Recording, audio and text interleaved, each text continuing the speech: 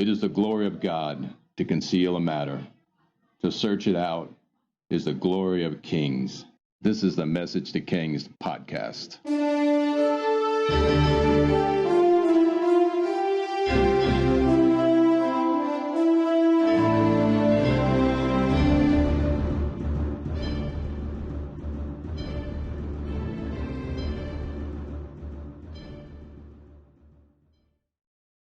Episode 225, Daniel's Final Revelations.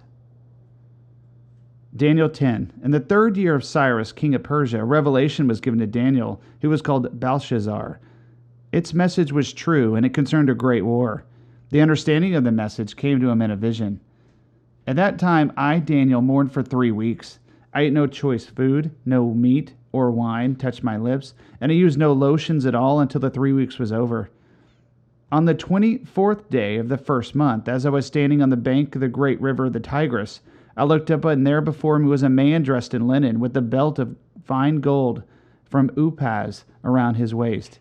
His body was like topaz, his face like lightning, his eyes like flaming torches, his arms and legs like the gleam of burnished bronze, and his voice like the sound of a multitude. Now this is clearly the pre-incarnate Christ, which is visiting Daniel. I mean, the eyes like flaming torches, arms and legs like the gleam of burnished bronze, his voice with the sound of the multitude. This is Jesus. There's no one else. Daniel 10:7. I, Daniel, was the only one who saw the vision. Those who were with me did not see it, but such terror overwhelmed them that they fled and hid themselves. So I was left alone, gazing at this great vision. I had no strength left. My face turned deathly pale, and I was helpless. Then I heard him speaking, and as I listened to him, I fell into a deep sleep, my face to the ground. A hand touched me and set me trembling on my hands and knees. He said, Daniel, you who are highly esteemed, carefully consider the words I'm about to speak to you, and stand up, for I have now been sent to you. And when he said this, I stood up, trembling. Then he continued, do not be afraid, Daniel. Since the first day of you have set your mind to gain understanding and to humble yourself before your God, your words were heard, and I have come in response to them.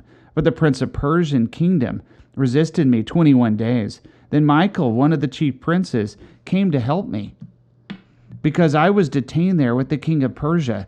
And now I've come to explain to you what will happen to your people in the future, for the vision concerns a time yet to come. Okay, so maybe this isn't Jesus, but another angel. But I mean, the description is so Jesus. And we know another angel now is involved, and his name is Michael, and he's the warrior archangel, and he's awesome. I can't tell you I actually understand how they were held back by dark forces for 21 days. We got this angel, or it's Jesus. He was detained by the king, with the king of Persia, by the prince of Persia, and Michael rescued him. And immediately upon his 21-day fast, it sounds like Jesus or an angel, they were sent, and he came to Daniel to speak to him, to give him understanding of this vision of the great war that he had seen. It's absolutely amazing if you consider, and I'm not going to try to explain because I don't know how they were detained and the heavenly warfare stuff there.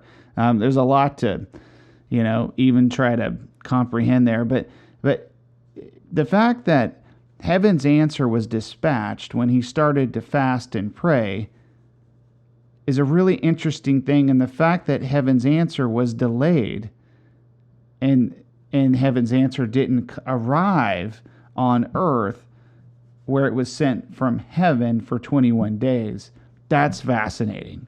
Like the extra prayer brought the answer that was delayed. And that's what really gets me. And it's a fascinating concept that something you've been praying and praying and praying isn't going to just come overnight. And it's something that you pursue over time and you never give up, or just the answer comes in time. You're praying for a miracle, it doesn't come, but a healing comes over time. That's still an answer to prayer, or it's a delayed miracle you see in your life.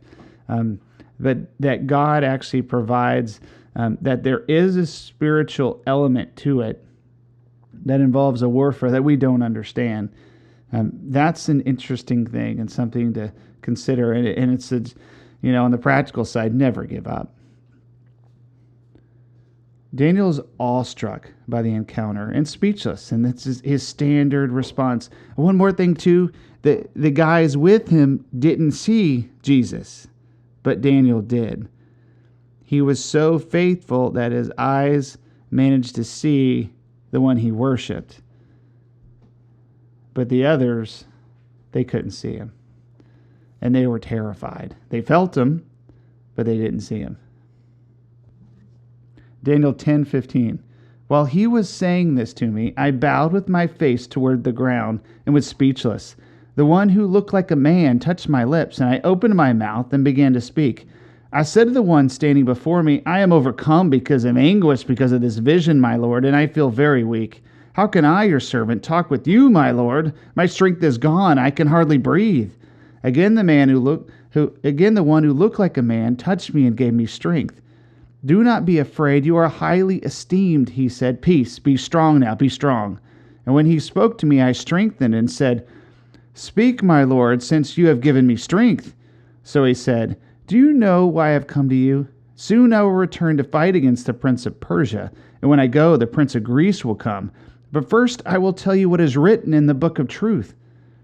So we have a book of truth in heaven, and it appears like a history book of history, since we are about to hear about history before it happens, and they called it the book of truth. Daniel 11:2. Now then I tell you the truth. 3 more kings will rise in Persia, and then a 4th, who will be far richer than all the others. And when he has gained power by his wealth, he will stir up everyone against the kingdom of Greece. And I think that's clearly Xerxes. And then a mighty king will arise, who will rule with great power and do as he pleases.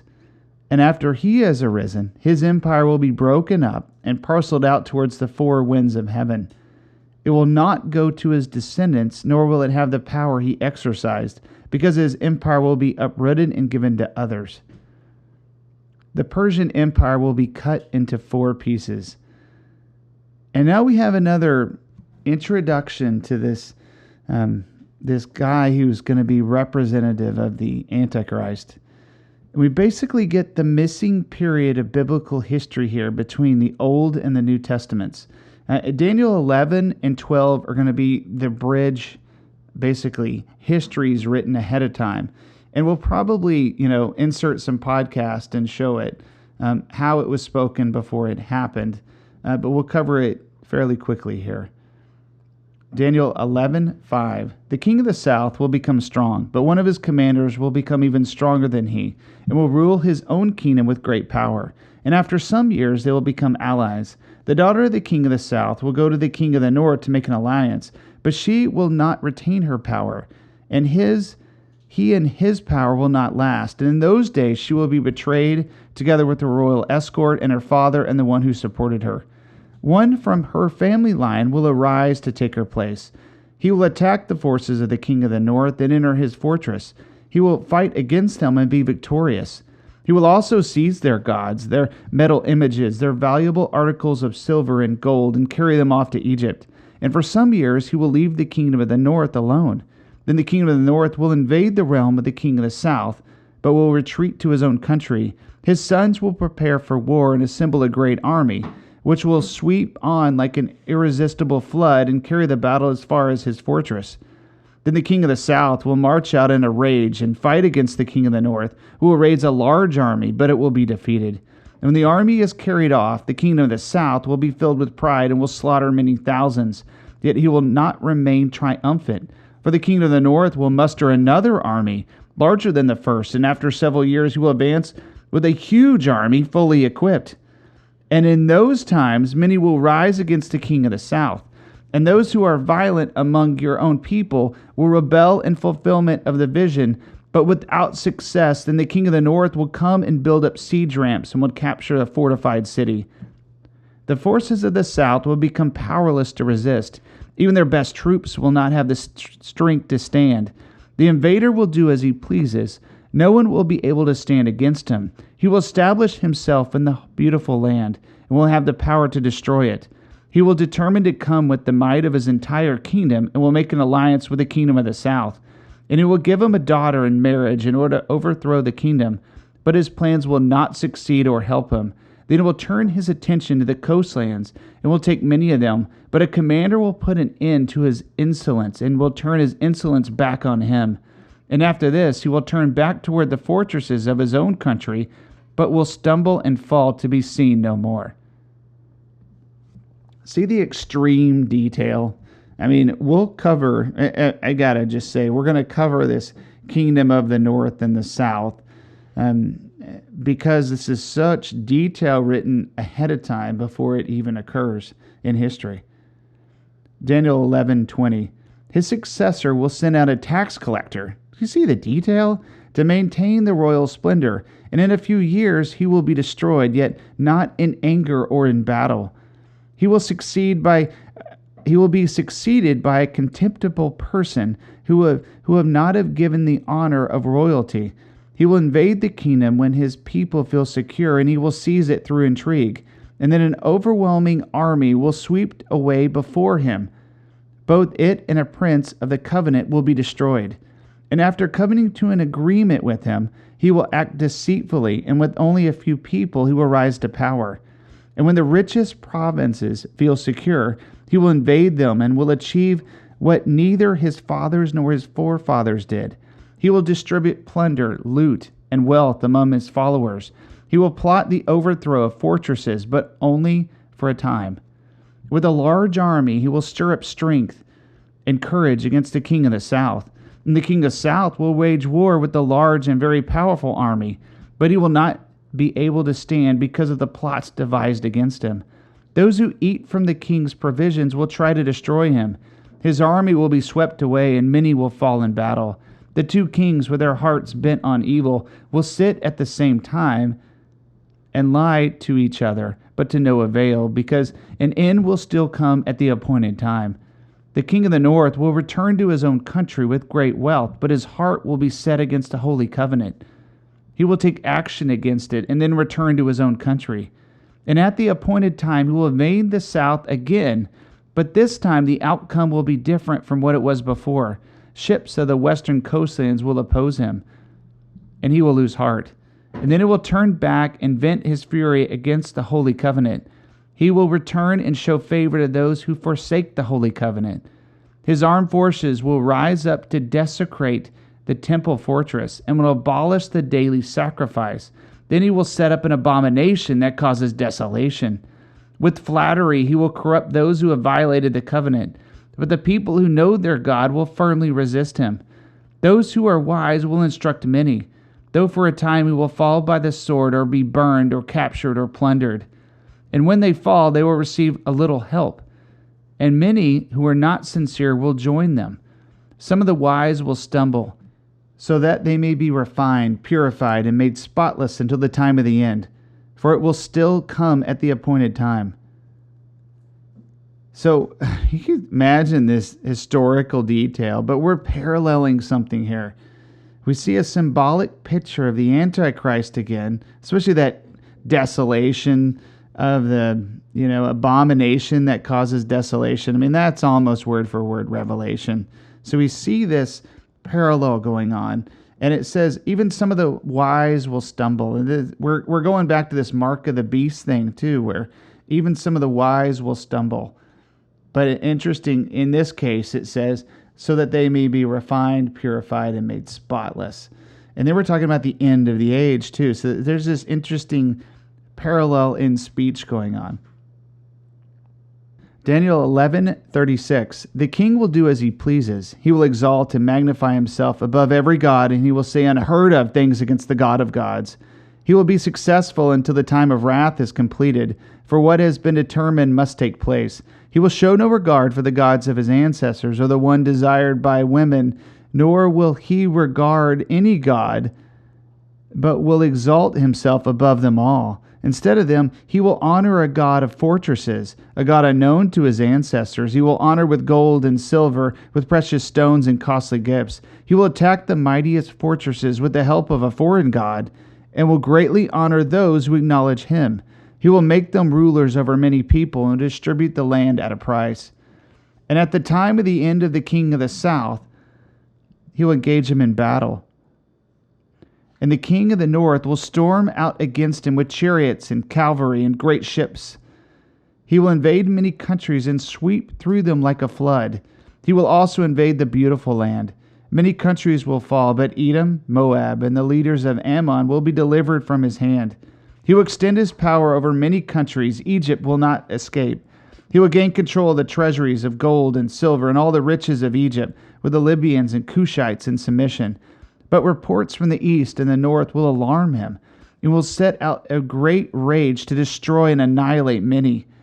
He will pitch his royal tents between the seas at the beautiful holy mountain.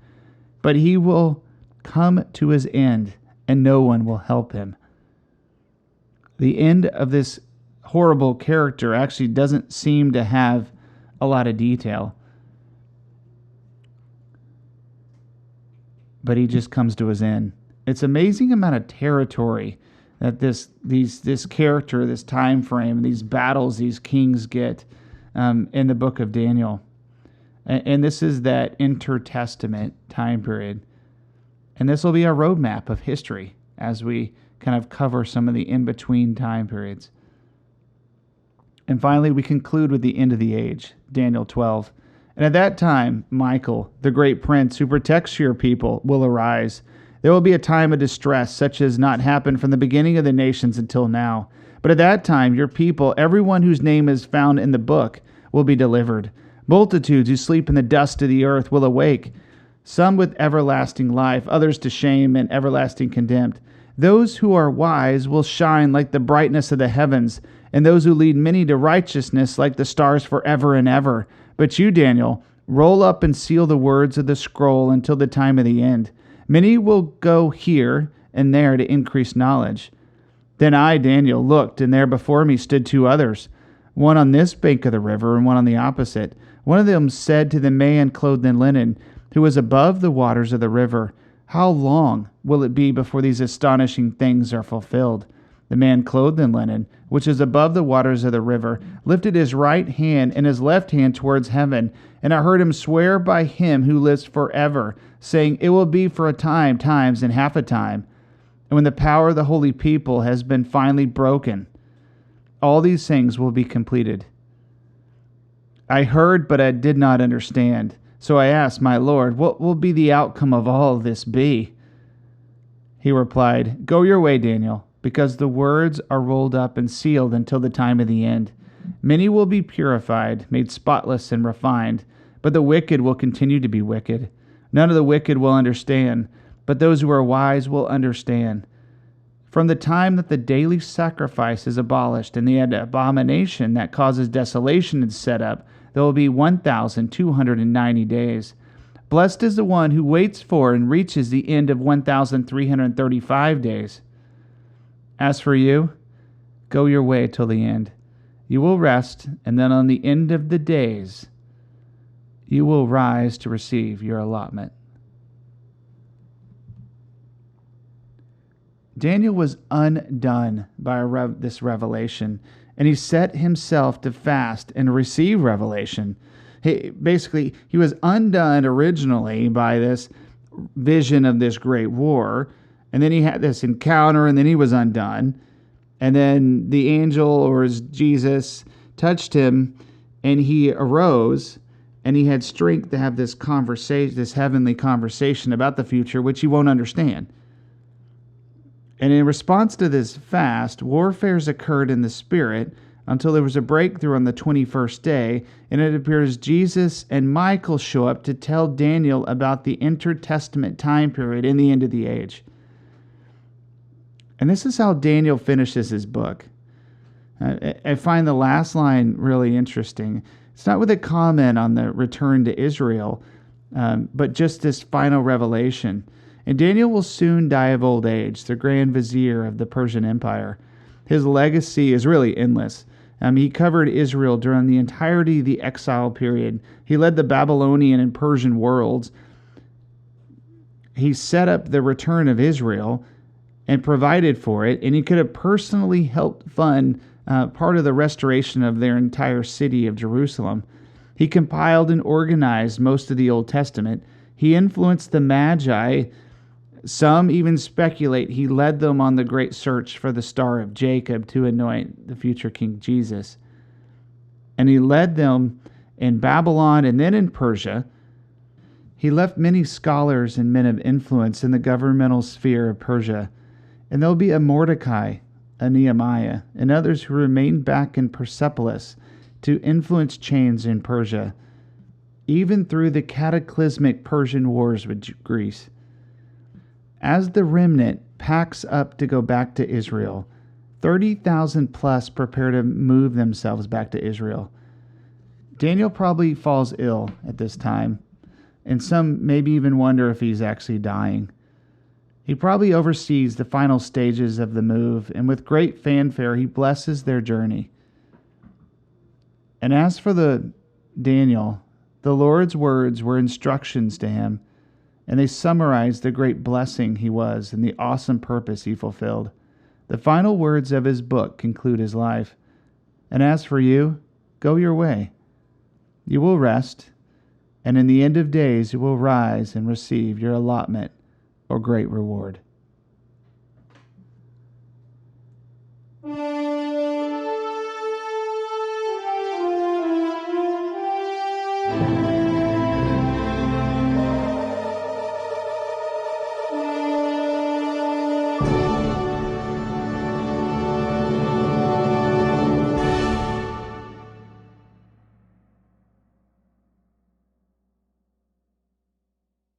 Thanks for joining us for this episode of Message to Kings.